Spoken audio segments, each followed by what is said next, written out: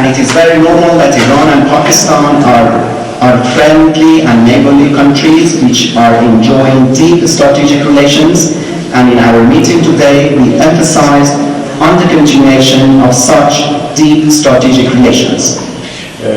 همچنین راجع به موضوع منطقه ما گفتگو کردیم.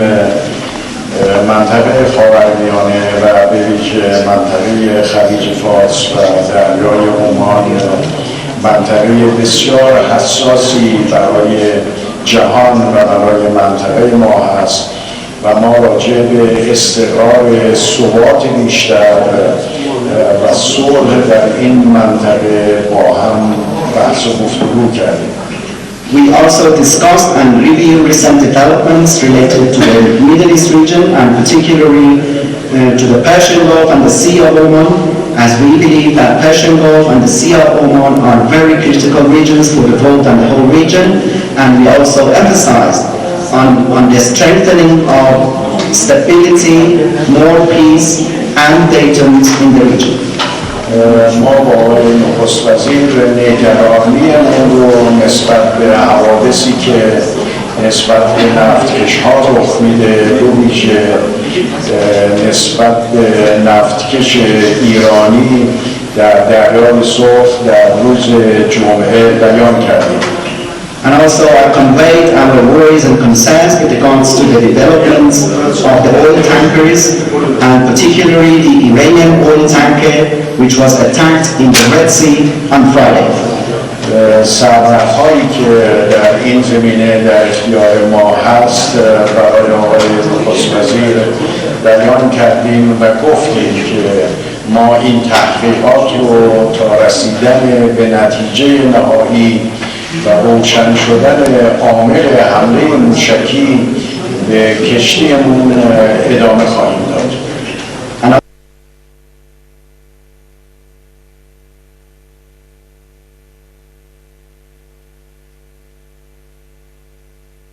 Continue our investigation until we find the culprit behind these missile attacks to our oil tanker. این که کشوری فکر کنه در منطقه میتونه ناامنی ایجاد بکنه و پاسخ دریافت نکنه، این اشتباه محض خواهد بود. That a country thinks that it can create insecurity and instability in our region and do not receive a proper response, it is a wrong approach. آقای نخست وزیر راجع به امنیت منطقه حساس خلیج فارس نکاتی داشتند که ما هم اون رو تایید میکنیم. And Mr. Prime Minister had some points with regards to the security of the critical Persian Gulf region, and we do agree with His Excellency. آقای نخست وزیر بر این نکته تاکید داشتند که کلید حل و فصل مسئله پایان یافتن جنگ یمن، آتشبس فوری و کمک به مردم یمن هست که این میتونه آغاز بسیار خوبی باشه. And Mr. Prime Minister also emphasized that the key to the settlement of the issues in the region is to terminate the war on Yemen, to declare an immediate ceasefire, and also to deliver humanitarian assistance to the people of Yemen. دو کشور بر این نکته تاکید داریم که مسائل منطقه راه حل سیاسی داره و باید از طریق گفتگو بین کشورها مسائلی که وجود داره به حل و فصل نهایی برسه.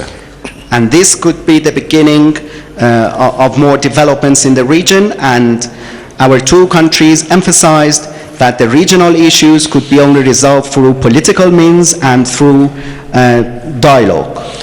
خطراتی که رژیم صهیونیستی برای امنیت منطقه داره ما برای مقامات پاکستانی توضیح دادیم. And we also explained the dangers imposed by the Zionist regime on the security of the region to Pakistani officials. همچنین به آقای نخست وزیر ما تأکید کردیم که هر گونه حسن نیت و کلام طیب پاسخش هم پاسخ طیب و شایسته خواهد بود. We also emphasize to His Excellency Mr. Prime Minister that any goodwill gesture and good words will be responded by goodwill gesture and good words. همچنین راجع به مسئله تحریم‌های ظالمانه آمریکا علیه ملت ایران بحث کردیم و اینکه این تحریم‌ها یک تروریسم اقتصادی است. And we also discussed the oppressive sanctions of the United States against the Iranian nation, and we emphasized that such sanctions constitute economic terrorism. این که چگونه از نوع برجام میتونه برگرده به روال سابقش و این توافق مهم عملیاتی و اجرایی بشه به طور کامل با هم بحث کردیم. We also discussed how the JCPOA or the nuclear deal could be returned to its previous path and how it could be fully implemented. همچنین در این زمینه اینکه آمریکا برای حل مسئله باید برگرده به برجام و تحریم ها رو کنار بگذاره به عنوان یک نکته اساسی و کلیدی مورد تاکید ما بود. And also we emphasized as a key point that the United States should return to the JCPOA and lift the sanctions.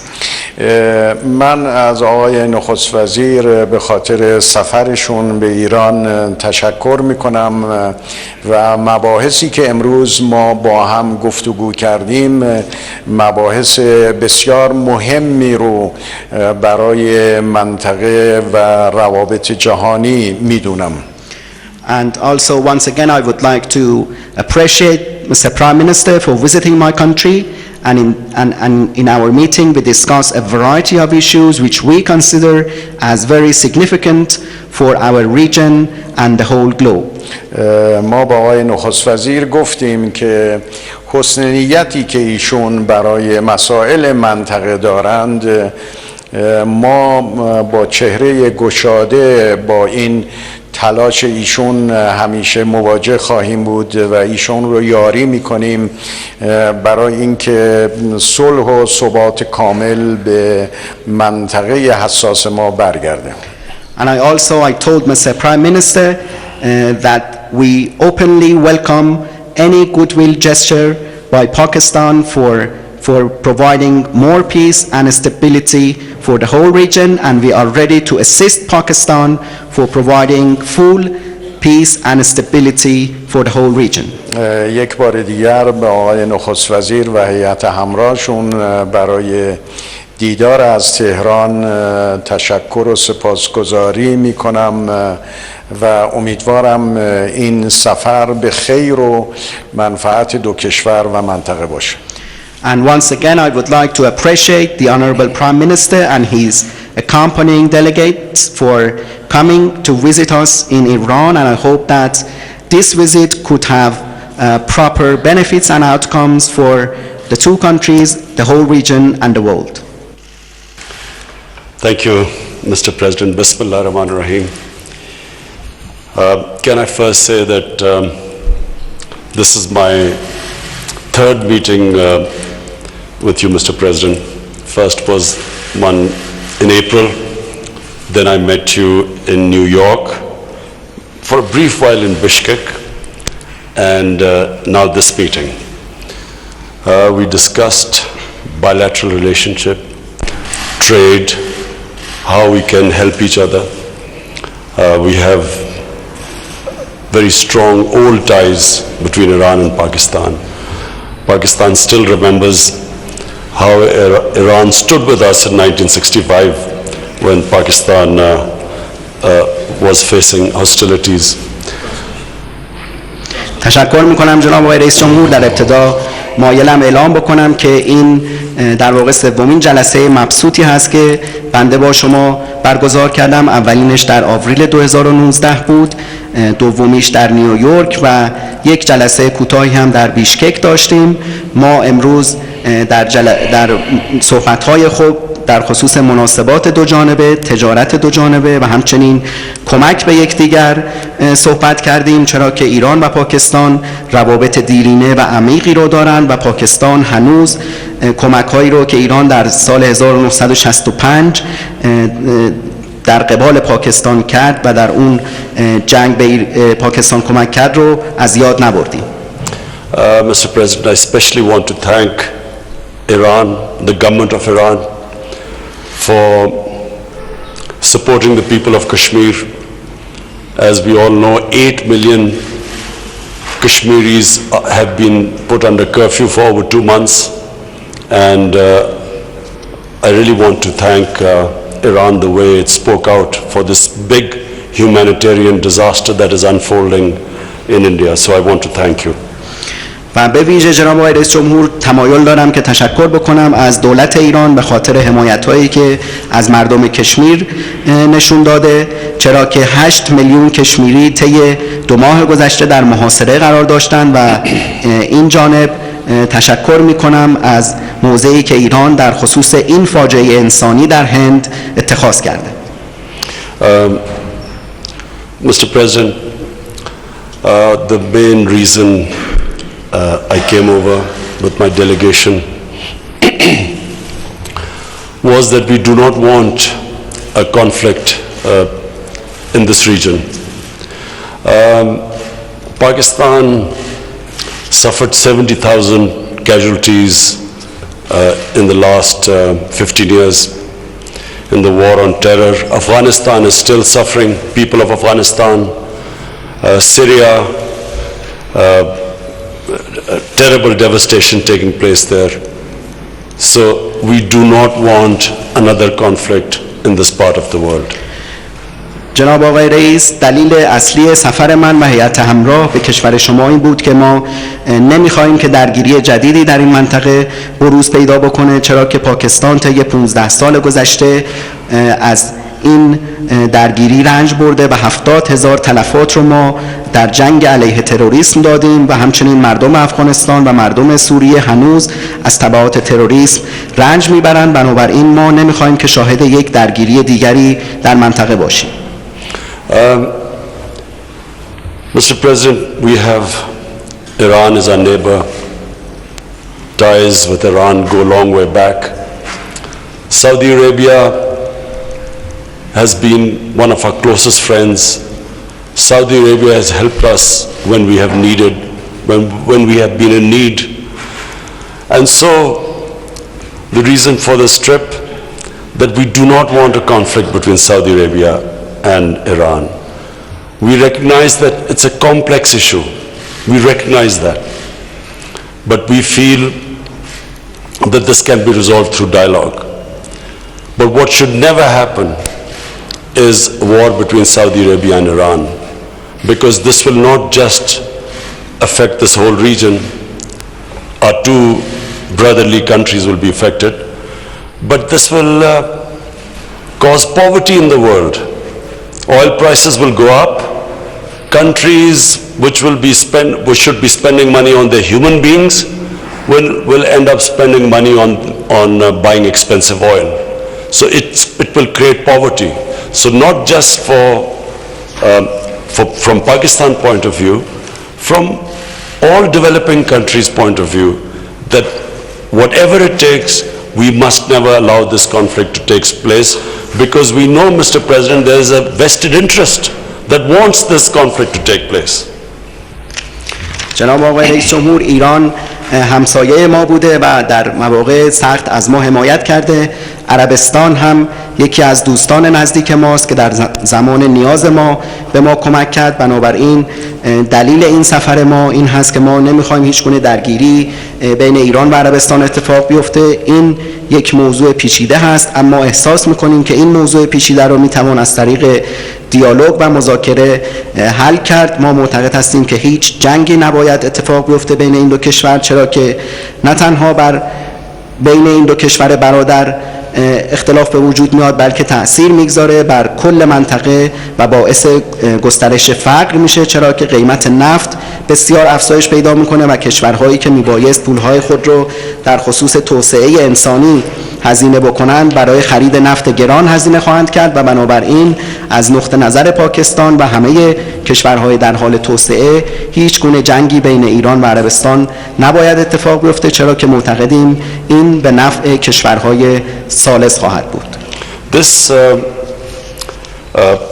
This trip and inshallah the trip when I go to Saudi Arabia on Tuesday, I want to stress is purely a Pakistan initiative.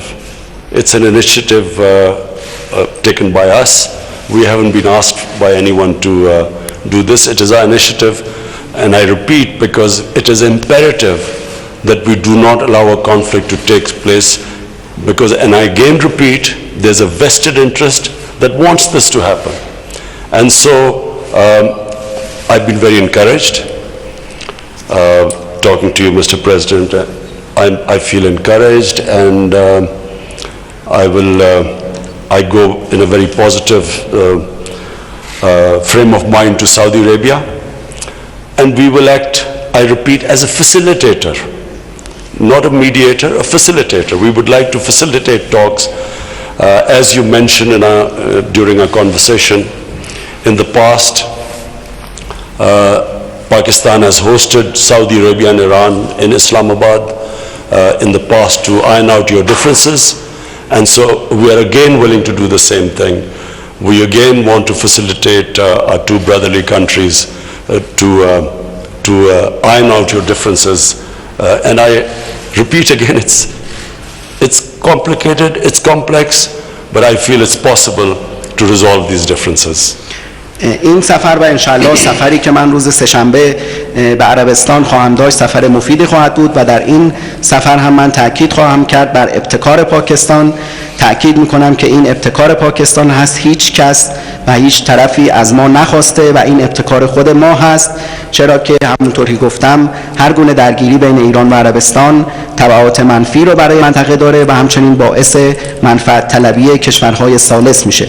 من امروز آقای رئیس جمهور مذاکرات خیلی خوبی رو با جناب عالی داشتم و با ذهنیت مثبتی روز سه‌شنبه به عربستان سفر خواهم کرد و بار دیگه تاکید میکنم که من به عنوان یک تسهیل کننده و نه یک میانجی بین ایران و عربستان عمل خواهم کرد، همان گونه که در گذشته نیز پاکستان میزبان مقامات عالی ایران و عربستان در اسلام آباد بوده و ما مایل هستیم که به این نقش تسهیلگری خودمون بین دو کشور برادر ادامه بدیم جهت حل اختلافات و بار دیگه تکرار میکنم که این موضوع ممکنه موضوع پیچیده‌ای باشه، اما پاکستان اعتقاد داره که از طریق گفتگو قابل حل هست.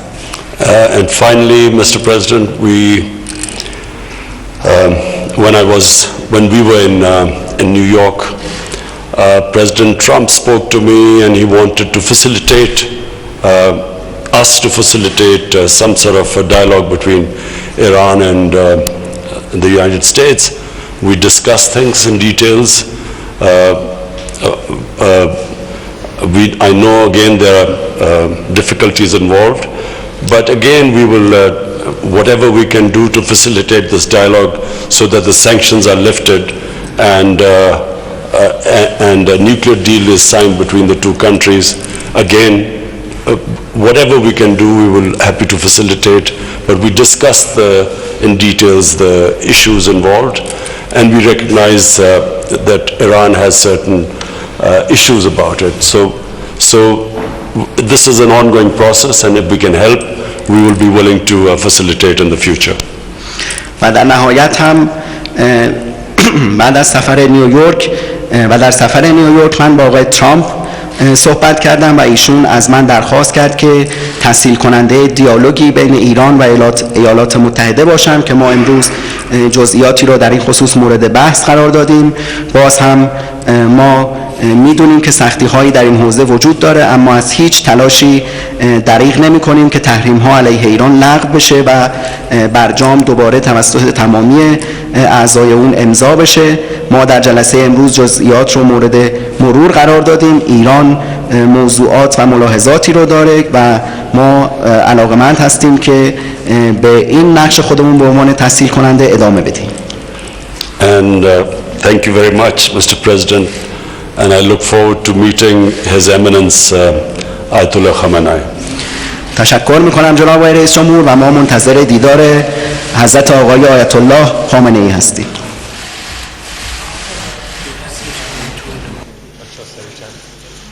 वज़ीर-ए-आज़म इमरान खान ईरान के एक रोज़ा दौरे पर